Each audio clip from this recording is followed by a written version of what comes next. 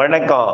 செல்வகுமாரின் மாலை வானிலை ஆய்வறிக்கை. அதிகாரப்பூர்வ வானிலை அறிக்கைக்கு இந்திய வானிலை ஆராய்ச்சித்துறை அறிக்கையை பார்க்கவும். 2025 ஜூலை 20 ஞாயிற்றுக்கிழமை மாலை வானிலை ஆய்வறிக்கை. காற்று சுழற்சி ஆந்திர பிரதேசத்திற்கு கனமழை பொழிவை கொடுக்கும் வகையில் ஒரு சில இடங்களில் மிக கனமழை பொழிவையும் ஓரிரு இடங்கள்ல அதீத மழைப்பொழிவு வரைக்கும் கொடுக்கும் வகையில ஆந்திர பிரதேச கடலோரம் வளிமண்டலத்தில் நீடிக்கிறது. ஆந்திர பிரதேசத்தில் தொடர் மழை, குறிப்பாக கிழக்கு மேற்கு கோதாவரி மாவட்டங்கள், கிருஷ்ணா மாவட்டங்கள்ல, கிழக்கு மேற்கு கோதாவரி மாவட்டங்கள் மற்றும் கிருஷ்ணா குண்டூர் மாவட்டங்கள்ல கனமழை பொழிவை, மிக கனமழை பொழிவை, தொடர் மழை பொழிவை கொடுத்து வருகிறது. அதே போல விசாகப்பட்டினம், ஸ்ரீகாகுளம், விஜயநகரம் உள்ளிட்ட மாவட்டங்களிலும் அரபிக்கடலோரம், மகாராஷ்டிரா, கோவா, கர்நாடக கடலோரம் வலுவாக இருக்கிறது. கேரள கடலோரமும் இருக்கிறது. ஆனால் கேரள கடலோரத்தை விட கர்நாடகா, மகாராஷ்டிரா கடலோரம் கொஞ்சம் வலுவாக தான் இருக்கு.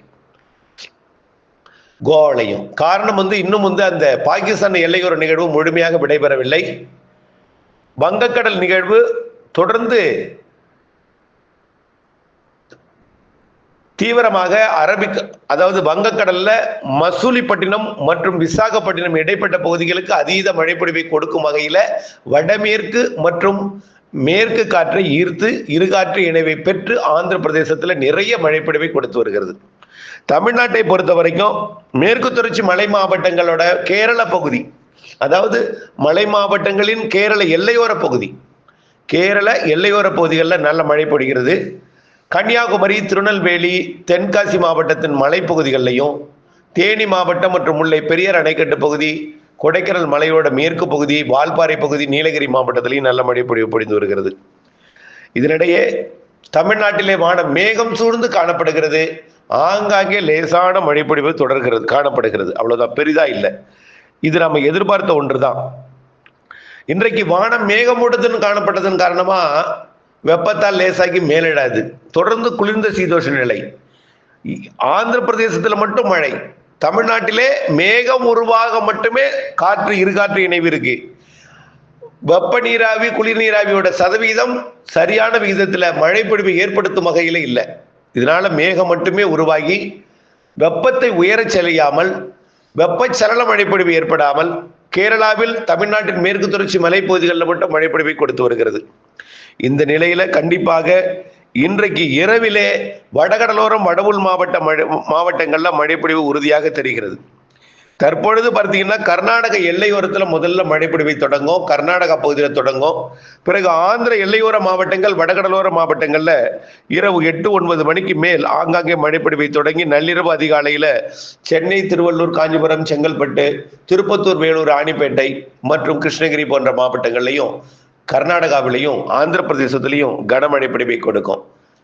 விசாகப்பட்டினம் முதல் ஒங்கோல் வரைக்கும் இடைப்பட்ட டெல்லூர் வரைக்கும், விசாகப்பட்டினம் முதல் நெல்லூர் வரைக்கும் இடைப்பட்ட ஆந்திர பிரதேசத்துல மிக கனமழை பொழிவும், கிருஷ்ணா கோதாவரி மாவட்டங்கள், கிருஷ்ணா கோதாவரி, கிழக்கு மேற்கு கோதாவரி மாவட்டங்கள் மற்றும் விசாகப்பட்டினம் மாவட்டத்துல அதிகனமழை, அதீத மழைப்பொழிவு கூட தெரிகிறது. ஆங்காங்கே தொடர் மழைப்பொழிவை கொடுக்கும் என்று தெரிகிறது. அதாவது ஆங்காங்கன்னா 3 மாவட்டங்களாக அவ்வப்பொழுது ஒவ்வொரு நாளும், இன்றைக்கு இரவு ஒரு நாள், நாளைக்கு ஒரு குறிப்பிட்ட ஒரு 3 மாவட்டம், நாளை இரவு ஒரு குறிப்பிட்ட 3 மாவட்டம் என்று இப்படி ஆந்திர பிரதேசத்துல மழைப்பொழிவை தொடுக்க இருக்கிறது. தொடர்ந்து இது ஒடிசா போன்ற பகுதிகளுக்கு தான் தொடங்குமே தவிர தமிழ்நாட்டில மேற்கு தொடர்ச்சி மலை பகுதிகளிலையும், கேரளாவிலையும், அணைகள் நீர்பிடிப்பு பகுதிகளிலையும் படிப்படியாக மழைப்பொழிவு அதிகரிக்கும்.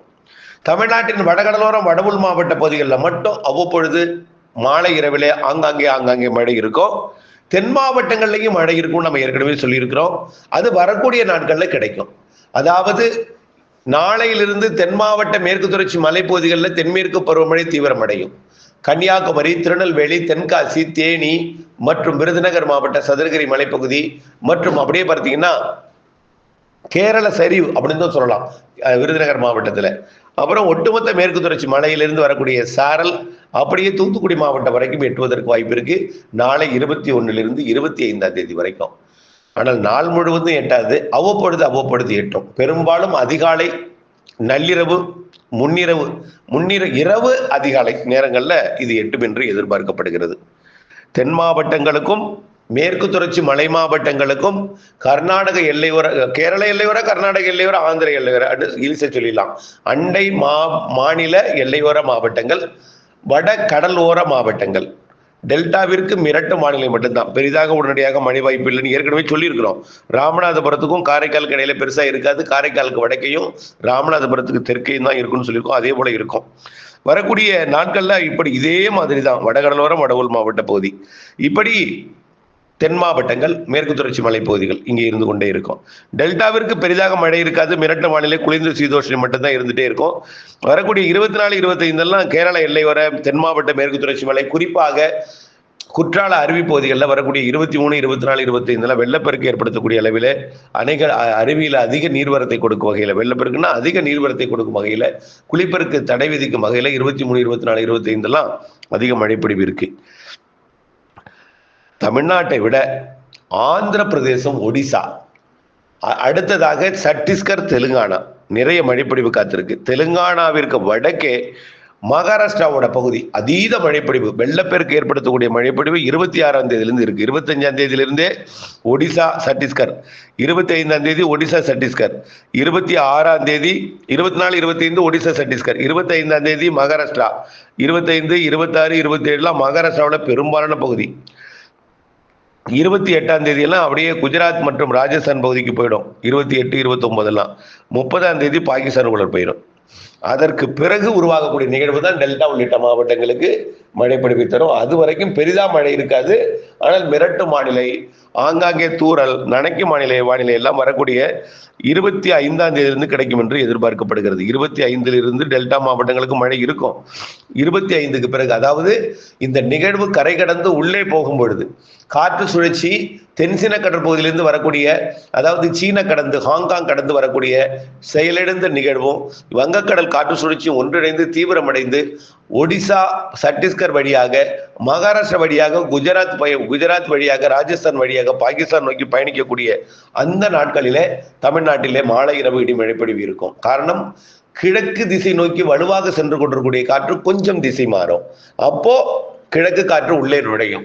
மேற்கு காற்று தமிழ்நாட்டின் கடலோரம் வர, கிழக்கு காற்று வட மாநிலங்கள் நோக்கி தென் மாவட்டங்கள், தென்கடலோரம் மற்றும் டெல்டாவின் தெற்கு பகுதி வழியாக உள்ளே நுழையும் பொழுது கிழக்கு காற்று சந்திப்பை ஏற்படுத்தும். அதனால 25ஆம் தேதியிலிருந்து டெல்டாவிற்கு மழை இருக்கு. மாலை இரவு மழை ஆங்காங்கே அரை மணி நேரம் மழை. 25ஆம் தேதியிலிருந்து மாத இறுதி வரை ஆங்காங்கே அரை மணி நேரம் மழை இருக்கும். ஆங்காங்கே இருக்கும். 25லிருந்து எதிர்பார்க்கலாம். 25ஆம் தேதிக்கு முன்னாடி கிழக்கு திசை நோக்கி வேகமாக பயணிக்கக்கூடிய மேற்கு காற்று, கிழக்கு திசை காற்று சந்திப்பு ஏற்படாமல் மழைப்பொழிவுக்கு சாதகம் இல்லாமல் போகிறது. ஆனால் டெல்டாவிற்கு வடக்கே வடகடலோரம் இருக்கும், டெல்டாவிற்கு தெற்கே தென்கடலோரம் இருக்கும், மேற்கு தொடர்ச்சி மலையில் இருக்கும், கர்நாடக எல்லையோரம், கேரள எல்லையோரம் இருக்கும், ஆந்திர எல்லையோரம் இருக்கும். டெல்டாவிற்கு 25ஆம் தேதியிலிருந்து இருக்கு. 25லிருந்து மாத இறுதி வரை ஆங்காங்கே அவ்வப்பொழுது மாலையில முன்னிரவில் அரை மணி நேரம் மழைப்பொழிவு கண்டிப்பா இருக்கு. இந்த நிகழ்வு பாகிஸ்தான் போனதுக்கு அப்புறம் 1ஆம் தேதியிலிருந்து, அதாவது ஆகஸ்ட் 1லிருந்து அடுத்தடுத்த நிகழ்வுகளால் மழைப்பொழிவு மீண்டும் டெல்டா மாவட்டங்கள் உட்பட தென் மாநிலங்களுக்கும், அனைத்து மாநிலங்களுக்கும், தென் மாநிலங்களுக்கு படிப்படியாக மழைப்பொழிவு தீவிரமடையும். வட மாநிலங்களிலும் மழைப்பொழிவு தொடரும். படிப்படியாக ஆகஸ்ட் இறுதியிலிருந்து வட மாநிலங்கள் மழை கொஞ்சமாக பின்வாங்க தொடங்கும். செப்டம்பர்ல தென் மாநிலங்களுக்கு வலுத்த மழைப்பொழிவு இருக்கும். செப்டம்பர் 2வது வாரத்திலிருந்துன்னு ஏற்கனவே சொல்லியிருக்கோம். கொஞ்சம் பொறுமை காத்திருங்கள். இப்பொழுது உள்ள நிகழ்வு கொஞ்சம் டெல்டா மற்றும் அதனை ஒட்டியுள்ள மாவட்டங்களுக்கு சாதகம் இல்லாமல் இருக்கு.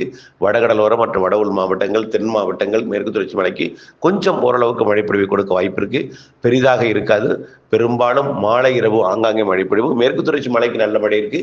தென் மாவட்ட மேற்கு தொடர்ச்சி மலைக்கு கண்டிப்பா கனமழை இருக்கு வரக்கூடிய 25ஆம் தேதி வரைக்கும். தொடர்ந்து வானிலை ஆய்வு கூட இணைந்திருங்கள். திட்டமிட்ட பணி செய்திருங்கள். நன்றி.